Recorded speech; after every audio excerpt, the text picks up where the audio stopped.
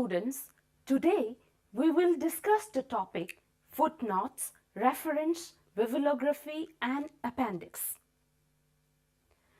A basic principle of the representation of any research write-up or product of any study consists of various steps and procedures. Once we finalize the actual framework or structure of writing, we expect to follow a standardized general format. Footnote, referencing, bibliography, and appendix are the important parameters or steps for validating or authentication of the research reports. These parameters hold a strong position in appreciating the credibility of any research study. These characteristics help in connecting with absolute crucial information as well as other literatures related to the study as supplementary sources of information.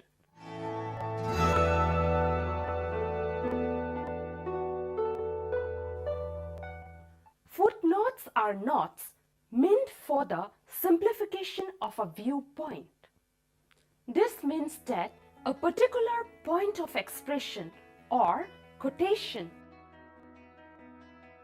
citation of sources, acknowledgement or comments are explained separately from the body of the written text, or in other words, it is also known as explanatory notes. It is therefore generally used in explaining quotations or points which may or may not be necessary for the immediate matter but still holds a value-added supplementary content or information.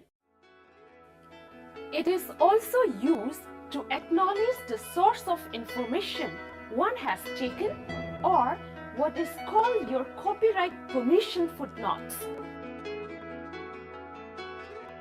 Footnotes are generally placed at the bottom of the page on which the quotation or text is given or appeared. The footnotes should be written with paper references based on the nature of sources, authors, page numbers, etc. Some people use endnotes instead of footnotes on a separate page at the end of everything else, that is after the references.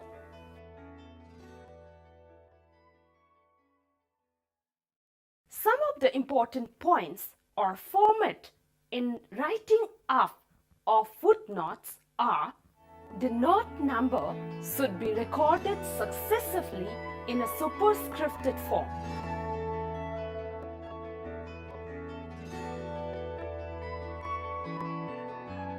Notes are written in a single space, while the first line is always indented up to 5 spaces.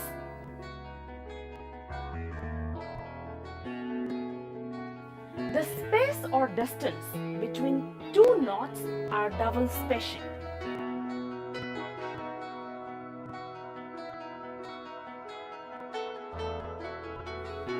A space is maintained between the footnotes and the text, usually by a type line.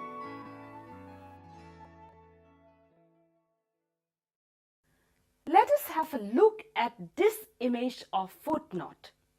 This shows two sections. One is the text or content, and other is the footnote divided by a type line.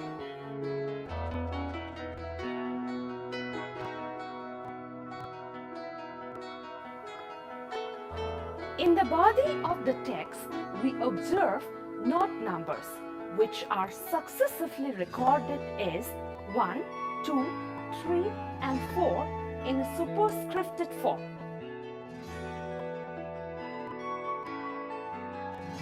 Now, at the bottom of the page, notes are written in single spacing while double spacing is seen in between the notes.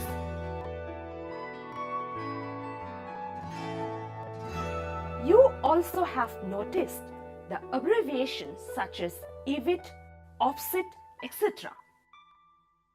In a piece of work, if the very next quotation is again cited from the same source which has already mentioned in the previous quotation or note number, then one uses the abbreviation EVIT followed by a page reference. Well, offset is used when the first quotation or note is referenced fully in the endnote, and this source is again used for citation in the same work. This is also meant for short referencing in the work already quoted. EVIT and offset are always followed by page number or numbers represented by P or PP.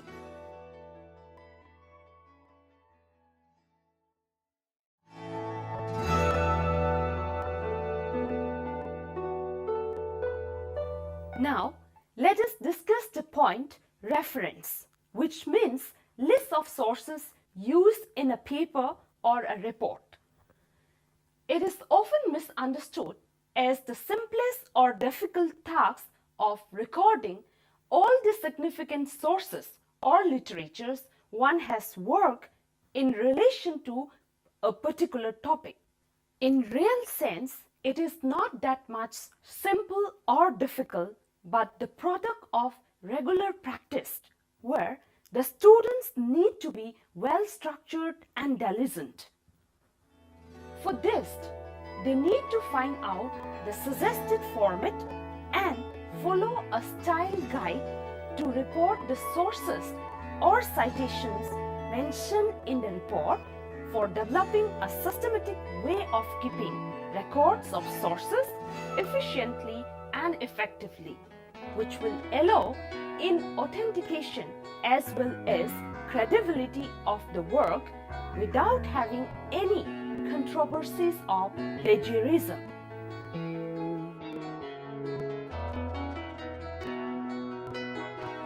References generally appear in the form of a list at the end of the papers in case of articles, or reports in case of a research study. The nature of position and its representation varies from one style guide to another. For example, APA, that is American Psychological Association, style of referencing is different from the MLA, that is Modern Language Association style of referencing.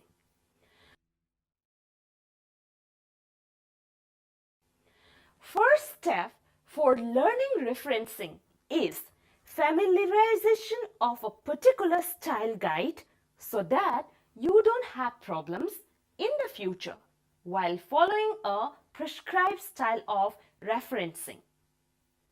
Let us take APA style as one of your practice and try to understand the rules or format of referencing given under it. Some important points for writing references according to APA style guide are: reference lists should be entered in alphabetic order.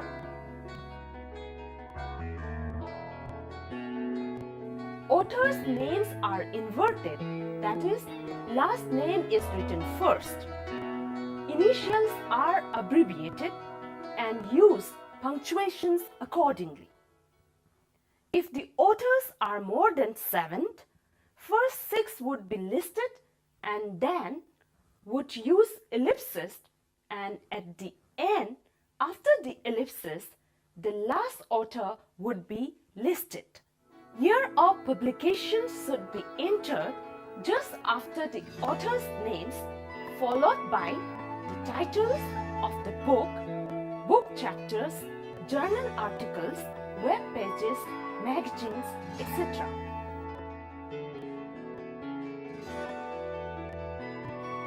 All major words in journal titles should be capitalized.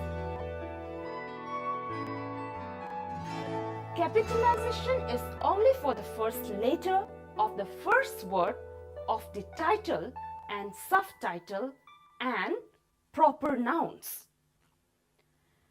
Capitalization is not done for the first letter of the second word in a hyphenated word in case of referencing books, articles, book chapters, or web pages or of any sources.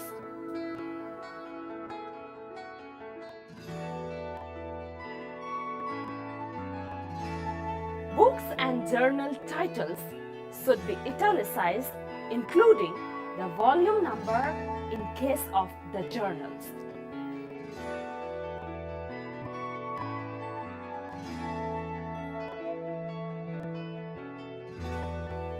The titles of shorter works such as journal articles or essays in edited collections should not be italicized or quoted.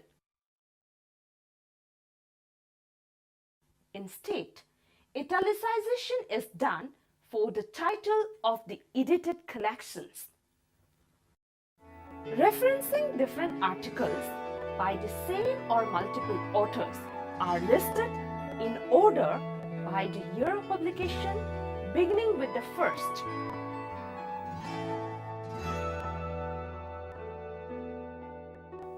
Let us discuss at the worksheet provided to understand the referencing format of APA style.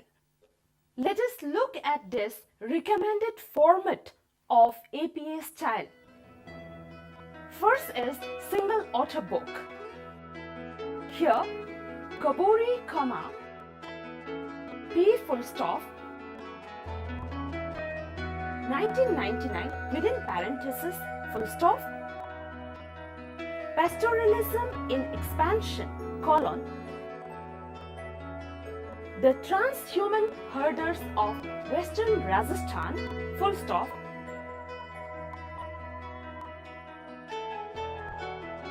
New Delhi colon Oxford University Press full stop. In case of two authors book, we have Gatgill, M full stop and Guha, R full stop 1992 full stop. This Fisher Lane colon An Ecological History of India full stop. Delhi colon Oxford University Press. Now, in case of articles in periodicals, Cohen, B full stop, M full stop, 2005 full stop. Experts charge new US dietary guidelines pose daunting challenge for the public. JAMA, Journal of the American Medical Association, 293 within parenthesis 8, 918 to 220 page.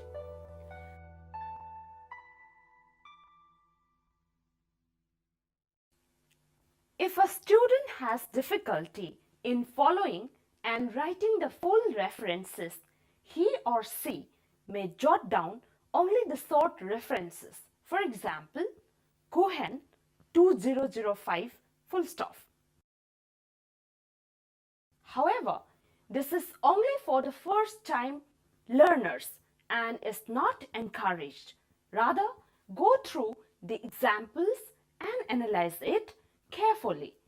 Practice frequently and you will gain familiarity with the format of referencing. Once you are familiar with a particular format or style guide, you will be able to pick up any of the referencing style conveniently.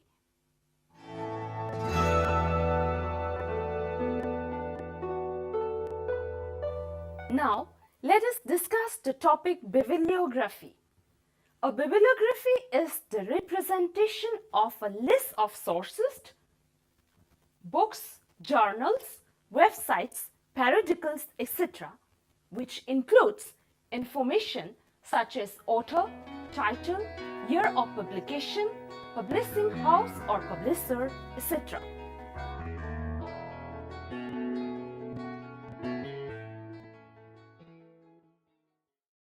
These sources are the one which a researcher uses for researching a topic.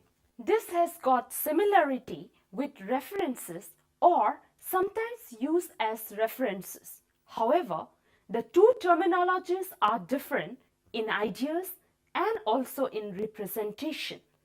References are the listing of those sources which are referred in the text or body of the paper, or what is called in-text citation.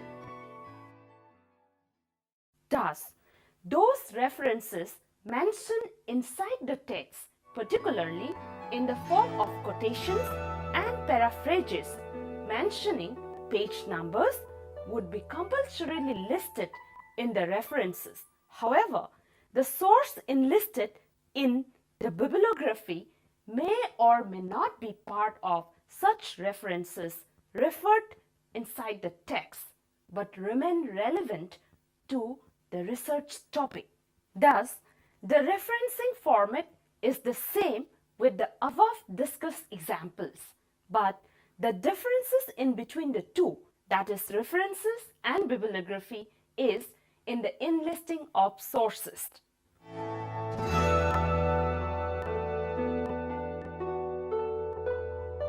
Now, let us discuss appendix. It is the information which cannot be included in the main body of a write-up but need to be explained or provided at the end in case of any requirement. In other words, it is the extra information provided to the reader for the purpose of detailed knowledge generation.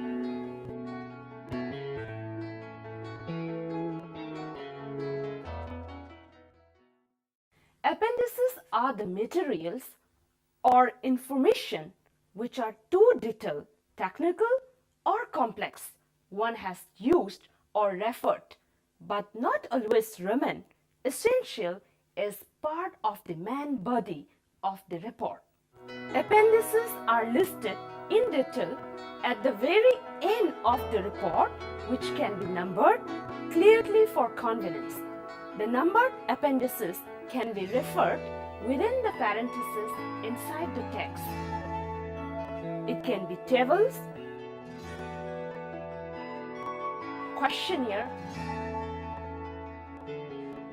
data, figures, local terminologies related to the study topic, which has already referred inside the text. Suppose you are reading a report or a book and a representative table is analyzed in the text or main body. You may get the details of the data present in the table in the form of questionnaires or schedules at the end of the report as appendix, where good numbers of questions are set together the reported data in the table. This generally answers a lot of queries crept into the minds of the readers or provided a good source of knowledge for related studies.